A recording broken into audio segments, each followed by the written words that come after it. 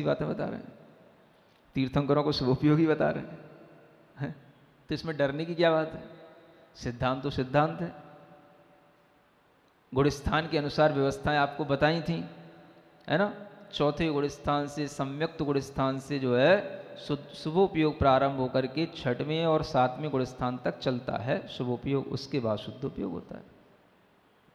तो तीर्थंकर भगवान भी शुभोपयोगी होते कि नहीं होते, लेकिन उनका वह शुभोपयोग पुण्य के बंध का तो कारण है, लेकिन अब वो आगामी इंद्रिय सुख का कारण नहीं है। क्या समझ आ रहा है? हाँ, अब पुण्य का बंध तो बनता ही जाएगा, बनता ही जाएगा, उसको कौन रोक पाएगा। जैसे जैसे और ऊपर श्रेणी में चढ़ेंगे और अच्छा पुण्य बढ़ता है, और सबसे अच्छा पुण्य 10वें गुणस्थान में बढ़ता है, बनता है वहाँ पे, तो रोक के दिखा दे कोई भी। तीर्थंकर भी हैं तो वो खुद नहीं रोक सकते, दूसरों को क्या रोकेंगे। तो जब वे पुण्य बंधना ही हैं तो जरूरी नहीं है कि उस पुण्य का फल हमें इंद्रिय सुख के रूप में ही मिले, ये भी समझ लेना चाहिए। हाँ हाँ, ये तो हमारी परिणति के ऊपर है, और इंद्रिय सुख के रूप में मिल रहा है तो जरूरी नहीं कि वो इंद्रिय सुख को भोगे भी। ऐसे भी जीव होते हैं जिन्हें इंद्रिय सुख मिलता है और उसको भोगते ही नहीं है। भगवान महावीर स्वामी जैसे देख लो, आदिनाथ भगवान ने तो चलो ठीक है भोगा, इंद्रिय सुख भी भोगा। भगवान महावीर स्वामी ने क्या भोगा? कुछ नहीं, और वो सब उसको छोड़ करके चले गए। तो ये इंद्रिय सुख अगर हमें मिलता है तो इसको छोड़ने का भाव भी जो आता है वह भी सम्यक दृष्टि में ही आता है, शुभोपयोगी में ही आता है, और शुभोपयोग के साथ ही इंद्रिय सुख छोड़ा जाता है, और शुभोपयोग के साथ ही इंद्रिय सुख ग्रहण भी किया जाता है। ये विशेषताएं तो समझो, सब काम शुभोपयोग में ही हो रहा है। शुभोपयोग से ही इंद्रिय सुख की तैयारी हो रही है, उसका फल भी मिल रहा है, फिर उसको भोग भी रहा है, और फिर समय आता है तो उसको छोड़ भी रहा है। शुद्ध उपयोग है कहाँ है, हमें बताए कोई? सब शुभोपयोग में ही तो चल रहा है। तो ये शुभोपयोग कितना कुछ कर रहा है, ये उस आत्मा की परिणति के ऊपर निर्भर होता है कि वो आत्मा किस ओर जा रहा है। अगर वह एकांत रूप से भोगों में ही लीन हो जाता है तो उसका शुभोपयोग भी छूट करके अशुभोपयोग की ओर आ जाता है, और अगर वो भोगों को छोड़ देता है तो उसका शुभोपयोग छूट करके शुद्धोपयोग के लिए कारण बनने लग जाता है। लेकिन एकदम से शुभोपयोग छोड़ देने से शुद्धोपयोग हो जाता हो, ऐसा तीर्थंकरों के लिए भी नहीं हुआ। घर छोड़ रहे हैं तो भी शुभोपयोगी हैं, दीक्षा ले ली तो भी शुभोपयोगी हैं, जब तक तपस्या कर रहे हैं 6 महीने तक बैठे हैं तो भी शुभोपयोगी हैं। शुद्धोपयोगी बीच बीच में थोड़ा बहुत हो जाए तो बात अलग है तो मुख्य रूप से शुभोपयोगी, क्योंकि शुद्धोपयोग की मुख्यता मानेंगे तो केवल ज्ञान हो जाएगा अंतर मुहूर्त में। 6 महीने में नहीं हुआ, फिर 6 महीने बाद आहार के लिए फिर निकले, तब भी उनके लिए आहार नहीं मिला 6 महीने तक, तब भी शुभोपयोग में ही मुख्यता मानी जाएगी। तो ये सब शुभोपयोगी तो चल रहा है। क्या समझ आ रहा है? 6वां 7वां गुणस्थान जब तक इस तरह से चलता रहता है तो उसमें मुख्यता शुभोपयोग की ही रहती है। और अधिक सिद्धांत की दृष्टि से पढ़ा जाएगा, देखा जाएगा तो आचार्यों ने ये भी बताया है, अध्यात्म की दृष्टि से तो चलो शुद्धोपयोग 8वें गुणस्थान से शुरू हो जाता है, 7वें से भी शुरू हो जाता है, लेकिन और सिद्धांत की दृष्टि से देखा जाए तो आचार्यों का ये भी कहना है कि जब तक राग का सद्भाव है तब तक शुभोपयोग है। 10वें गुणस्थान तक भी शुभोपयोग कहा गया है, ये भी पहले आपको कहीं बताया है ना। तो ये स्थिति समझने से समझ में आता है कि शुभोपयोग का ये जो फल दिखाया जा रहा है वह इंद्रिय सुख तो है, लेकिन वह इंद्रिय सुख किस रूप में है?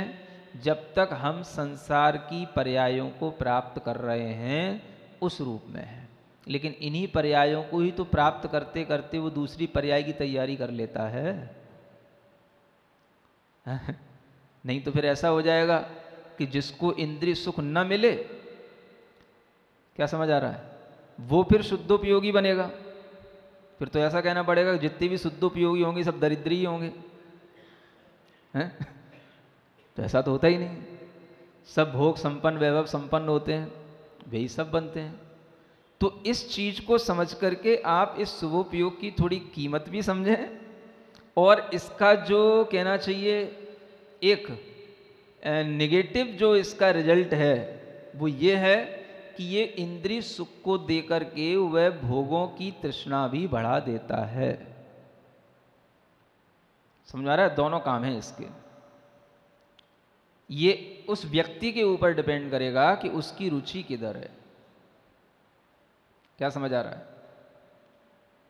ये उस व्यक्ति के ऊपर निर्भर करेगा कि वो क्या चाह रहा है। जो भी करेगा उसके लिए उससे अधिक मिलेगा। आप यहाँ थोड़ा शुभोपयोग करोगे, उसके फल से आपको बहुत लंबा इंद्रिय सुख सागरों पर्यंत तक के लिए मिलेगा। अब वहाँ मिलने के बाद क्या करोगे?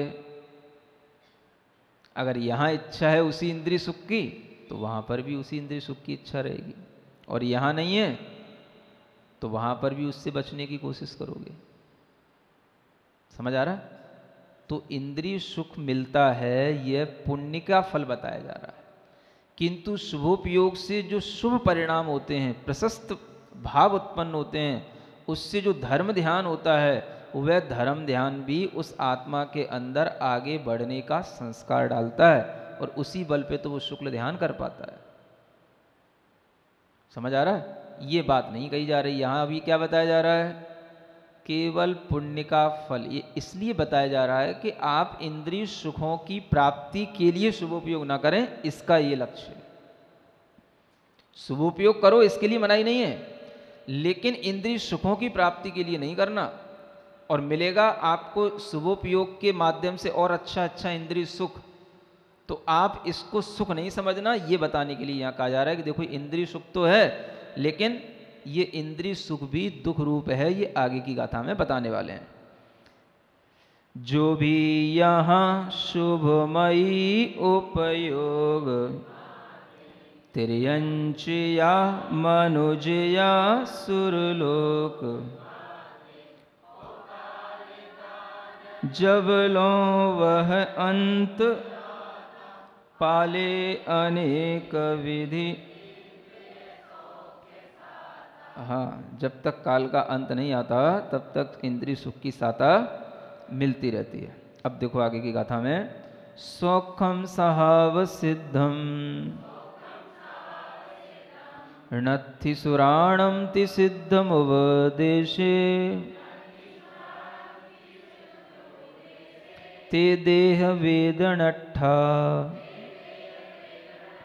रमन्ति विषयेषु रम्येषु।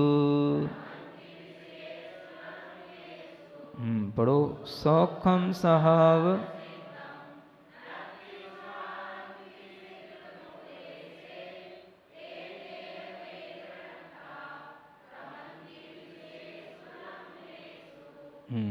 क्या कहते हैं? सबको ऐसा भासता है देव पर्याय में बड़े सुख हैं, देव पर्याय में आनंद ही आनंद है ना? तो देव पर्याय के भी सुख कोई स्वभाव सिद्ध सुख नहीं है। क्या लिखते हैं? सौखम सहाव सिद्धम नत्थि। नत्थि माने नहीं है। इतनी तो प्राकृत सीख गए ना अब। हाँ, नत्थि माने और अत्थि माने है ना? यश और नो तो सीख ही लो। प्राकृत में यश को क्या बोलेंगे? है को मतलब अत्थि, और नो माने नत्थि। चलो ठीक है। तो सुराणम माने सुरों का, देवों का जो सुख है, उसे ऐसा मत समझ लेना कि वो आत्मा का स्वभावभूत सिद्ध सुख है, तो आत्मा से ही उत्पन्न हो रहा है कि वो हमेशा आत्मा में बना ही रहेगा। वह भी जो उनका सुख है वो स्वाभाविक सुख नहीं है। वो कैसा सुख है? वैभाविक सुख ही है, क्योंकि वह सुख देह आश्रित है। पहले बताया था, इंद्रिय आश्रित, देह आश्रित जो भी सुख होगा वह सब वैभाविक सुख कहलाएगा, है ना? अपने स्वभावभूत भाव से नहीं प्राप्त हो रहा है, वो विभाव पर्याय के कारण से प्राप्त हो रहा है, और विभाव भाव ही उत्पन्न करता है। ऐसा सिद्ध है किसमें? उपदेश में, यानी जिनेंद्र भगवान की देशना में यह बात सिद्ध है। और वह किस लिए सिद्ध है? ते देह वेद नट्टा रमंति विषयेषु रम्येषु। ते माने वे देव लोग देह की वेदना से पीड़ित होकर, वेदनट्टा माने अट्टा, अट्टा का मतलब होता है आर्त हुए, है ना। आर्त ध्यान को अट्टज्झाणम बोलते हैं प्राकृत में। आर्त का मतलब क्या बनता है? अट्ट। तो देह की वेदना से अट्टा हो रहे हैं, अट्टा माने पीड़ित हो रहे हैं। देह की वेदना से पीड़ित होकर के ही विषयेषु रम्येषु रमन्ति, रमणीय विषयों में रमण करते हैं। अरे सभी प्रकार के देवों में भी जो देव जितनी ज्यादा विषयों में रमण कर रहा है उसमें उतनी ही वेदना समझ लेना है। और जिनको कोई वेदना नहीं हो रही है तो विषयों में रमण भी नहीं कर रहे हैं। तो ऐसे भी देव होते हैं जिन्हें विषयों में रमण करने की भी कोई चेष्टाएं नहीं करनी पड़ती। लौकांतिक भी होते हैं और ऊपर 16 स्वर्ग के ऊपर के जितने भी देव होते हैं वो सब अपनी स्वाभाविक अपने जो पास में जितना है बस उतने में ही सुखी रहते हैं। कोई उनके लिए अन्य पराश्रित होकर के सुख प्राप्त करने की कोई ज़्यादा उनके अंदर वेदना नहीं होती, बड़े शांत होते हैं, किसी भी तरीके की उनके अंदर आकुलताएं नहीं होती हैं। तो यही यहाँ बताया जा रहा है। आप तो उसी को सुखी समझते हो ना जो जितना ज़्यादा घूमे फिरे, वनों में जंगलों में जितना ज़्यादा मस्ती करे, समझ में आ रहा है ना, बस उसी को आप सुखी समझोगे। तो यहाँ उसी के लिए बताया जा रहा है कि जो रमणीय विषयों में रमण कर रहे हैं वो अपनी देह की अंदर जो वेदना होती है उससे पीड़ित होते हैं, इसलिए इधर उधर भागते हैं। क्या समझ आ रहा है? हाँ, यहाँ अच्छा नहीं लग रहा है, चलो कहाँ चलो, शिमला चलो, नैनीताल चलो, यहाँ अच्छा नहीं लग रहा है, इस होटल में नहीं, 5 स्टार होटल में चलो, है इस पार्क में नहीं, उस पार्क में चलो। तो ये सब क्या है? अनेक प्रकार की देह के अंदर वेदना से जो जितना पीड़ित होगा वह उतना ही रमणीय विषयों की खोज करेगा। भीतर से शांत है, उसके अंदर वेदना उत्पन्न नहीं हो रही है। क्या समझ आया? हाँ? अब कोई इस तरह की वेदना रखता है कि उसको जो है अपना घर अच्छा नहीं लगता, अपना शहर अच्छा नहीं लगता, हाँ हम तो दूसरे शहर में जाएंगे, समझ में आ रहा है, इस घर में नहीं रहेंगे, हम तो कहीं और बड़ा घर बना के उसमें रहेंगे। तो क्या है? ये भी एक वेदना है, समझ में आ रहा है। एक व्यक्ति के लिए थोड़ी सी शांति चाहिए पड़ती है, अच्छी थोड़ी सी हवा मिल जाए, अपने घर के बाहर जो बरामदा होता है ना, उसी में टहल करके शांत हो लेता है। और एक को वैसी वेदना होती है, वो गाड़ी उठाई उसने, मारी किक और वो लगाई उसने जो है ना, बस भागा, शहर के बाहर जाऊंगा। क्या समझ आ रहा है? काय के लिए? थोड़ी अच्छी हवा खाने के लिए। अरे अच्छी हवा तो छत पे भी मिल जाती है, अपने घर के बाहर की गैलरी में भी मिल जाती, बालकनी में भी मिल जाती, नहीं मिलती तो बाहर के पार्क में मिल जाती। देह की वेदना से पीड़ित व्यक्ति जितना होगा उतना ही ज्यादा वह रमणीय विषयों की खोज करेगा। अब वो इतनी तेज चला रहा है तो वो भी उसके अंदर की पीड़ा है, समझ में आ रहा है? हाँ, शांत होगा, शांति से चला लेगा, काम के लिए जाएगा तभी उतने ही काम से वह गाड़ी चलाएगा। जिनके अंदर पीड़ा रहती है कुछ काम नहीं होता, गाड़ियां घुमाते रहते सड़कों पे, देख लो। अब देवों में भी वही स्थिति है। जो देव जितना नीचे का होगा वह उतना ही ज़्यादा घूमने फिरने और वनों जंगलों में जो है ना, हाँ रमण करने में उसको आनंद आएगा। और जितना अच्छा देव होगा ऊपर ऊपर का, जिसकी शुक्ल लेस्या ही निश्चित से होगी, अपने ही स्वर्ग में रह के आनंद करेगा। वो कहीं नहीं जाता घूमने, बस अपना घर, मतलब उसका जो अपना स्वर्ग का जो एरिया है बस वो, उसमें सब कुछ होता है। हाँ, ग्रीनरी होती है, पार्किंग होती है, सब होता है उसमें, प्लांटेशन होता है, सब होता है उसमें, बस उसी में रहेगा। हाँ, चेयर वहाँ पे भी पड़ी रहती है, अंदर भी पड़ी रहती है, बाहर भी घूम लो, बाहर भीतर भी घूम लो, वो उतने बस अपने ही बस मकान तक, अपने ही स्वर्ग के विमान तक खुश रहेगा उसी में। और ये कहीं सुमेरु पर्वत के नंदन वन में जा रहे हैं, तो कहीं नंदीश्वर पर्वत की वापियों में डूब रहे हैं, कि कहीं समझा रहा मानसोत्तर पर्वत पे जा रहे हैं, कि कहीं जम्बू वृक्ष पे बैठ रहे हैं। बस इनका ये काम है। समझ आ रहा है? तो जितनी देह के अंदर पीड़ा होती है, उस पीड़ा को दूर करने के लिए उतना ही ज़्यादा आदमी को घूमना पड़ता है, विषयों में रमण करना पड़ता है। और जो शांत होते हैं उन्हें कहीं भी कोई आकुलता नहीं होती। इससे ही समझ में आ जाता है कि भीतर वेदना है, तो उस वेदना को ये सहन नहीं कर पा रहे हैं, इसलिए ये ऐसा कर रहे हैं। आप देख लो, तरह तरह की वेदनाएं हैं। एक व्यक्ति के लिए अपनी पत्नी में शांति हो जाती है ना। एक व्यक्ति को पत्नी भी छोड़ देता है तो भी शांत रह जाता है। एक व्यक्ति के लिए पत्नी नहीं भी होती है तो भी शांत रह लेता है। एक व्यक्ति के लिए एक पत्नी में भी शांति नहीं होती है। समझ में आ रहा? कितनी तरीके की वेदनाएं होती हैं। और वो सब वेदनाएं जितनी ज़्यादा होंगी उतना ही ज़्यादा वो विषयों की खोज करेगा, उतना ही ज़्यादा विषयों में रमण करने की चेष्टा करेगा। ये अपने आप सिद्धांत देखने में आ रहा है। आज दुनिया में दुराचार जो बढ़ रहे हैं, उसका मतलब क्या है? अगर यहाँ इसी गाथा से उसका सेंस निकाला जाए तो एक लाइन में लिखा जा सकता है कि आदमी के अंदर इतनी पीड़ा है कि उसके कारण से उसे दुखी होकर के वह दुराचार करना पड़ता है। बस ये एक लाइन यही बता रही है। पीड़ा है, उसकी वो पीड़ा को सहन नहीं कर पाता। अब जो सहन कर लेगा तो उसके लिए सदाचार है, नहीं कर पा रहा है, इसी का नाम दुराचार है। तो यही चीज बताती है कि जो जितना ज़्यादा विषयों में रमण करता है वह उतना ही ज़्यादा भीतर से क्लेशित होता है, दुखी होता है। देह के अंदर पीड़ा उत्पन्न होती है, उसको सहन नहीं कर पाता।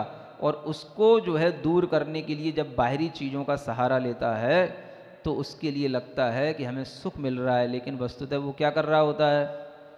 उस पीड़ा को दूर करने के लिए थोड़ी सी क्या कर रहा है? जैसे आप लोग दवाई खाते हो, औषधि खाते हो, ऐसे वह एक औषधि खाने की चेष्टा कर रहा होता है, लेकिन वह पीड़ा उसके अंदर की उस औषधि से कभी भी शांत नहीं होती। ये भी उतना ही सत्य।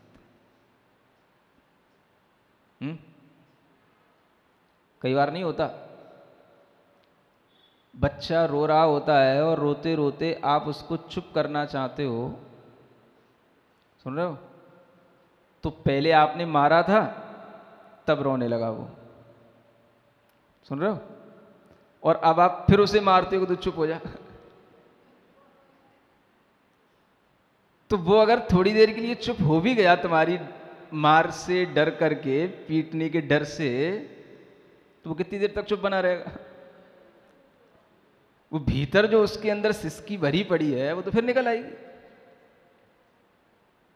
क्या समझ आ रहा है? बस और क्या होता है? कोई भी इंद्री के दुख जो भीतर हमें पीड़ित कर रहे हैं, उसके लिए हमने सुख का उपाय खोजा, थोड़ी देर के लिए सुख उपाय हो गया, लेकिन भीतर का दुख तो नहीं गया। उस समय की वो वेदना थोड़ी देर के लिए हाँ शांत हो गई, लेकिन भीतर दुख का विनाश तो नहीं हुआ, वो फिर निकल आएगा। जैसे ही आपने हाथ उठाया, उसके सामने से हटे, वो फिर रोने लग जाएगा। नहीं समझ आया? ऐसा नहीं होता? तो वही इंद्री का विषय उसे दुख भी दे रहा है और वही सुख भी दे रहा है। वही चांटा बच्चे को मारने के कारण से वो रो रहा है, और वही चांटा फिर जो है उसको दिखाते हैं, तो चुप हो जा, बहुत देर हो गई, तो बेचारा सिसक के भीतर से थोड़ा रोना बंद कर देता है। और जैसे ही आपने फिर हाथ हटाया, वो फिर फुटक के रोने लग जाता है। हाँ, तो इसी तरीके की ये सब प्रक्रियाएं चलती रहती हैं। अब वो रोना कब बंद करेगा?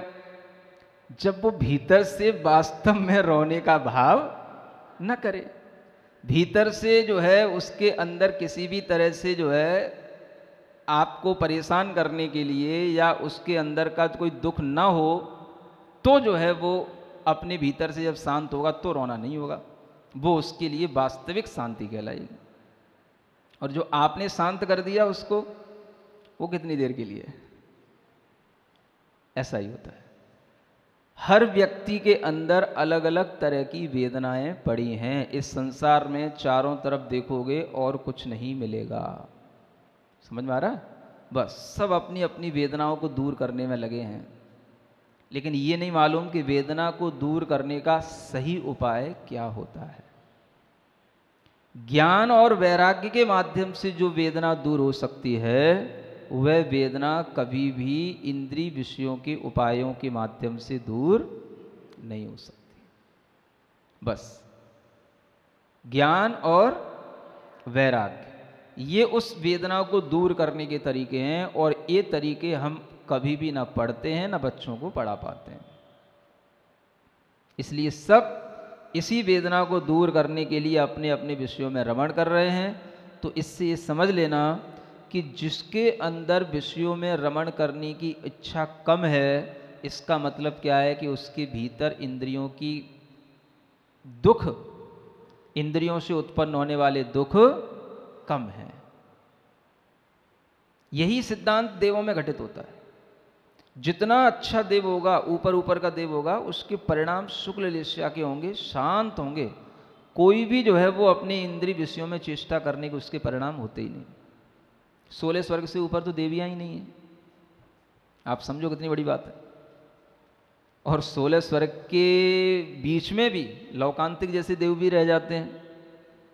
हाँ, उनके लिए भी कभी ऐसा प्रसंग नहीं आता।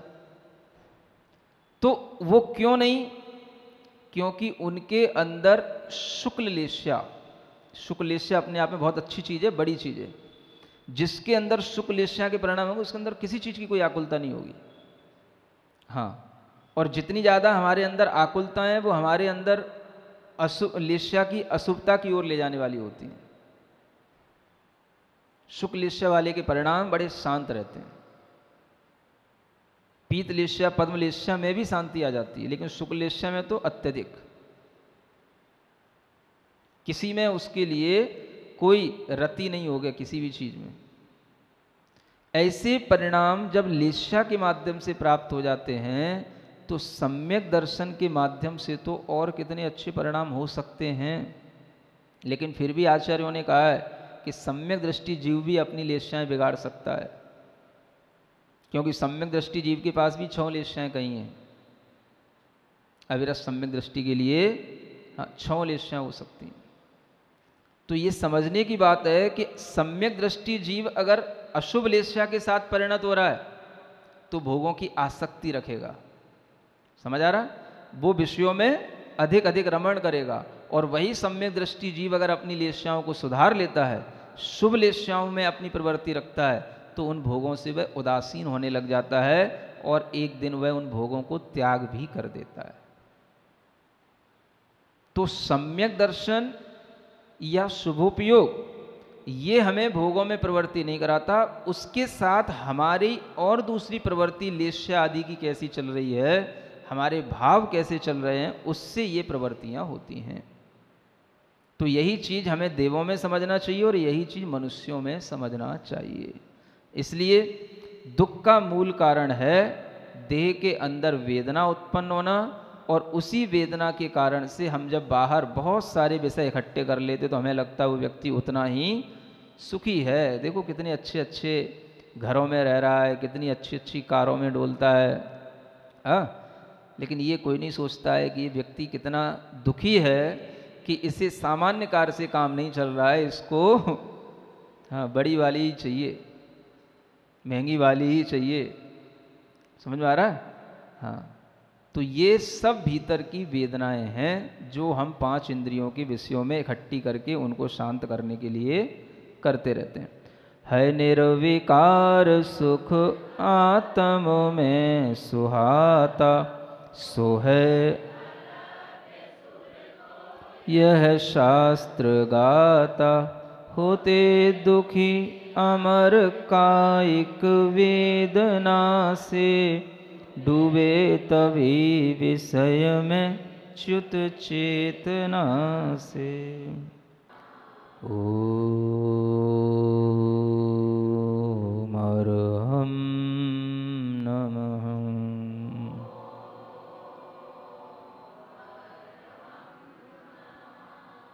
ओम अरहं नमः।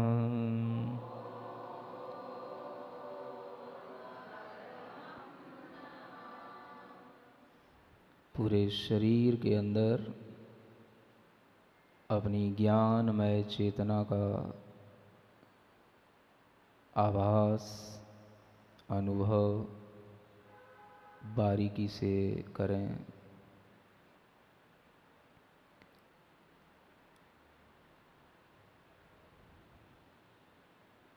जो भी हमें बाहर इंद्रिय सुख ग्रहण करने की इच्छा होती है, वह सब हमारे भीतर कसायों की वेदना के कारण से होती है। अंतरंग में पूर्व संस्कार और पूर्व उपार्जित कर्मों की तीव्रता के कारण से होती है।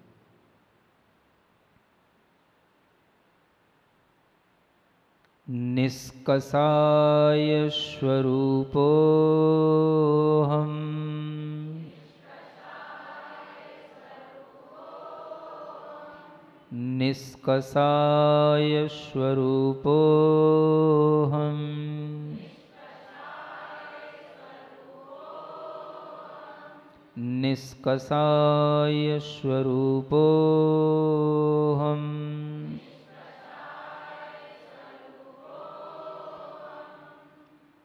इंद्रिय वेदना रहितोऽहम्।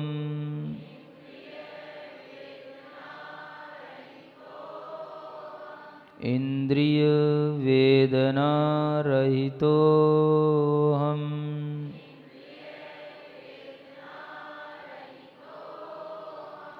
इंद्रिय वेदना रहितोऽहम्।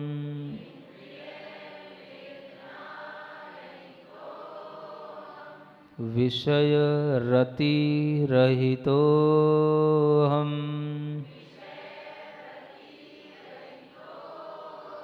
विषय रति रहितोऽहम्।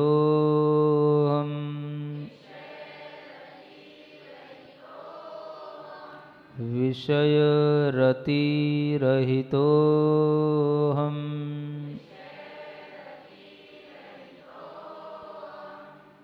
सिद्ध स्वरूपोऽहम्।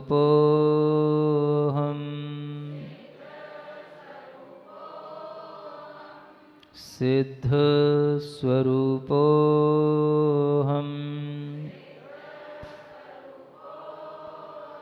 सोऽहम्। सोऽहम्। सोऽहम्।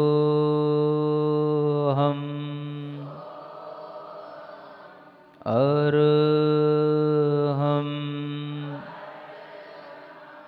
अरहम्। नारयतिर्यसुरा भजन्ति यदि देह संभवं दुःखम्। किदसोऽसुहो व असुहो उभोगो हवदि जीवाणम्। पढ़ें। नरनारयतिर्यसुरा भजन्ति यदि देह संभवम्। किदसो उभोगो हवदि जी। यहाँ पर इस गाथा में एक बड़ी विशेष बात अब कहने जा रहे हैं कि हमने अभी तक ये देख लिया, सुन लिया कि जो भी हमें इंद्रिय सुख मिलता है वह भी हमें पुण्य के फल से मिलता है। और पुण्य का फल मुख्य रूप से देखा जाए तो शुभोपयोग के माध्यम से ही प्राप्त होता है। यद्यपि पुण्य का फल अशुभोपयोगी को भी होता है। अगर हम पुण्य के ही फल की बात करें तो पुण्य का फल मिथ्या दृष्टि जीव भी प्राप्त करता है और सम्यक दृष्टि जीव भी प्राप्त करता है, क्योंकि पुण्य के साधन मिथ्या दृष्टि भी एकत्रित कर लेता है और सम्यक दृष्टि भी कर लेता है। मिथ्या दृष्टि का उपयोग सदैव अशुभोपयोग ही रहता है और सम्यक दृष्टि का उपयोग सदैव शुभोपयोग रहता है। तो यहाँ पर उपयोग की बात चल रही है और उस उपयोग के फल से जो कुछ भी पुण्य संपदा प्राप्त होती है, उस पुण्य संपदा की बात चल रही है कि वह पुण्य संपदा हमें क्या फल देती है। तो समझने की बात यह है कि पुण्य तो दोनों को मिलता है, मिथ्या दृष्टियों को भी और सम्यक दृष्टियों को भी। मिथ्या दृष्टि जीव भी अपने पुण्य से बहुत बड़े बड़े राजा बन जाते हैं, बहुत, और उस सुख को हम देवों में भी देख सकते हैं। देखो, मिथ्या दृष्टि जीव 16वें स्वर्ग तक पहुँच कर के सुख की प्राप्ति आराम से कर लेता है, और इतना ही नहीं, वह 9वें ग्रहवेग तक के सुखों को भी प्राप्त कर लेता है। तो मिथ्या दृष्टि जीव भी सुख को प्राप्त तो कर ही रहा है, अशुभोपयोग है भले ही उसका, लेकिन पुण्य बंध तो वह भी खूब कर लेता है। इतना कर लेता है कि वह 16वें स्वर्गों के आगे जो 9वें ग्रहवेग तक की व्यवस्थाएं हैं, जहाँ पर नियम से शुक्ल लिस्याही होती है, और वहाँ पर भी जो है वह सब प्रकार के सुखों को प्राप्त कर लेता है। तो इससे ये समझ सकते हो कि सम्यक दृष्टि और मिथ्या दृष्टि में वास्तविक अंतर क्या होता है। मिथ्या दृष्टि जीव भी पुण्य का फल भोगता है और सम्यक दृष्टि जीव भी पुण्य का फल भोगता है, लेकिन दोनों के फल भोगने में अंतर होता है। और वह अंतर किस चीज़ का होता है? तो वह अंतर उसके परिणामों का, उसके उपयोग का होता है। अगर शुभोपयोग के साथ में है, पुण्य का फल भोग रहा है, तो उसका जो कुछ भी फल भोगने का भाव होगा, वह फल भोगते हुए भी वह उससे अनासक्त होकर के उसको भोग लेगा। और मिथ्या दृष्टि जीव अगर किसी भी पुण्य का फल भोगता है तो वह उसमें आसक्त होकर के भोगता है। इतना अंतर आप समझ सकते हो। पुण्य के फल जहाँ तक एक जैसे मिल रहे हैं, वहाँ तक तो हम इन दोनों में इसी तरीके से अंतर कर सकते हैं। देवों में भी 9वें ग्रहवेग तक, मनुष्यों में भी बड़े बड़े राजाओं तक चक्रवर्ती भी बन जाते हैं मिथ्या दृष्टि, और वह भी जो है पुण्य का फल भोगते हैं, और सम्यक दृष्टि भी चक्रवर्ती होते हैं, वह भी पुण्य का फल भोगते हैं। इधर भोग भूमि में देखो तो भोग भूमि में भी मिथ्या दृष्टि भी होते हैं और सम्यक दृष्टि भी होते हैं, और सब भोग भूमि में एक जैसा पुण्य फल भोगते हैं। तो ये देख करके कि पुण्य का फल तो शुभोपयोग के माध्यम से भी मिलता है और अशुभोपयोग के माध्यम से भी मिलता है। फिर आपके लिए एक प्रश्न आ जाएगा कि अभी तो शुभोपयोग का फल कुछ दिनों पहले शुरू की गाथाओं में बताया था कि अशुभोदयेण आदा नरयो तिरयो कुनरो तिरयो भवीय नेरयो, कि वो नारकी भी होता है, कुनर होता है, तिर्यंश होता है। तो ये भी ये समझना कि अशुभोपयोग का ये जो फल है, ये फल उसको हमेशा ऐसा ही मिले कि कुनर ही बने कि तिर्यंश ही बने। क्या समझ आ रहा है? कि नारकी ही बने, ऐसा भी नहीं है। मिथ्या दृष्टि होता है, अच्छा देव भी बनता दिख रहा है, अच्छे राजा भी बनता दिख रहा है, और दूर तक देखने की क्या बात है, क्या वर्तमान में जितने भी अपने को बड़े बड़े अरबपति खरबपति और राजा दिखाई दे रहे हैं, बिल गेट्स तरीके और मित्तल और अंबानी जैसे लोग, तो ये सब क्या है? तो ये कोई सम्यक दृष्टि तो है नहीं है। तो हम ऐसा भी नहीं कह सकते हैं कि मिथ्या अशुभोपयोग से कोई हमेशा निरंतर कूनर भी बना ही रहता है, जैसा कि पहले गाथा में कहा था। तो वहाँ अभिप्राय क्या है उसको समझने की ये कोशिश करें कि अगर मिथ्या दृष्टि जीव है, पुण्य का फल भोग लेता है, तो पुण्य का फल भोग करके भी अंततः वह कूनर ही बनता है। बीच में वह पुण्य का फल भोग सकता है, लेकिन अंततः वो क्या करेगा? पुण्य के फल में आसक्ति रखते हुए मरण को प्राप्त होगा तो तिर्यंश बनेगा, नारकी बनेगा, है ना। और फिर जो है उसका पुण्य फल जब उसके भोगते भोगते समाप्त हो जाएगा तो अंत में जाकर के फिर अगली पर्याय में वह दरिद्र भी बन सकता है, बनता है।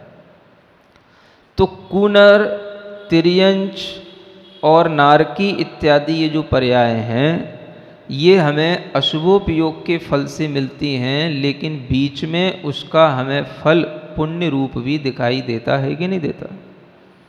तो ये समझने की कोशिश करें कि अशुभोपयोग के माध्यम से भी मिथ्या दृष्टि जीव भी पुण्य को इकट्ठा करता है और वह भी पुण्य के फल को भोगता है, लेकिन वह पुण्य का फल इस तरीके से भोगता है कि पुण्य का फल पूरा भोग के चुकता कर लेता है, बचता नहीं उसके पास। इतनी आसक्ति से भोगता है कि वह सारा का सारा पुण्य को पाप में कन्वर्ट कर लेगा और उसे लगेगा कि मैंने पुण्य का फल बहुत अच्छा भोग लिया। समझ आ रहा है? तो जो ये कहा गया है कि पुण्य अशुभोपयोग से कूनर बनते हैं, तिर्यंश बनते हैं, ऐसा भी एकांत नहीं है। पहले तो वो अच्छा मनुष्य बनेगा,